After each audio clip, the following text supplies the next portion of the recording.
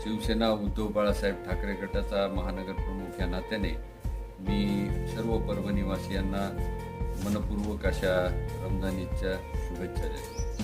रमजान ईद निमित्त मी माझ्या परभणी शहरातील सर्व मुस्लिम बांधवांना रमजान ईदच्या लक्ष शुभेच्छा देतो। रमजानचा पवित्र महिना आपण सर्वांनी चांगल्या पद्धतीने देवाची प्रार्थना करून आज हा मोठा सण संपन्न होत आहे। त्या सणासाठी माझ्यातर्फे तिचा आज पदग्रहण समारंभ होता। अतिशय आनंदाच्या वातावरणामध्ये हा पार पाडलेला आहे।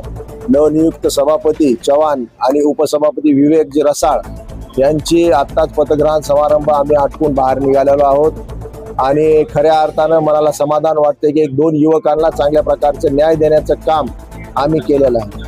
उपसभापती विवेक रसाळ यांचं वय जर पाहिलं तर अवघं 23व्या वर्षी तो उपसभापती झाले। शिवसेनेला अभिप्रेत असलेलं हे काम आहे।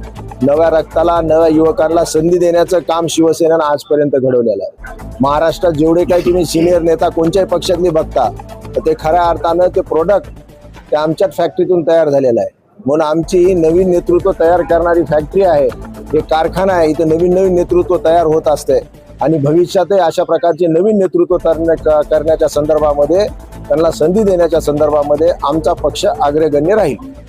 आज परभणी पंचायत समितीच्या सभापती आणि उपसभापतीच्या पदग्रहण सोहळा या ठिकाणी आयोजित केला होता। त्यामध्ये सभापती म्हणून राष्ट्रवादी काँग्रेस पक्षाचे रविभाऊ चव्हाण यांची निवड झालेली आहे आणि उपसभापती म्हणून उबाटाचे विवेक जी रसाळ यांची या ठिकाणी निवड झालेली आहे। या दोघांचाही पदग्रहण सोहळा या ठिकाणी आयोजित केला होता आणि निश्चित त्यांना शुभेच्छा देण्यासाठी आणि या पंचायत समितीच्या माध्यमातून त्यांच्या माध्यमातून सर्व ग्रामस्तरावर सर्व प्रभावी योजना त्या ठिकाणी त्यांनी राबवाव्या या सदिच्छा आम्ही त्यांना त्या ठिकाणी दिलेल्या आहेत। निश्चित स्वरूपामध्ये दोघंही अत्यंत तरुण आहेत, चांगलं काम करतील आणि या पंचायत समितीला निश्चित स्वरूपामध्ये अग्रेसर घेऊन जातील असा आम्हाला विश्वास आहे।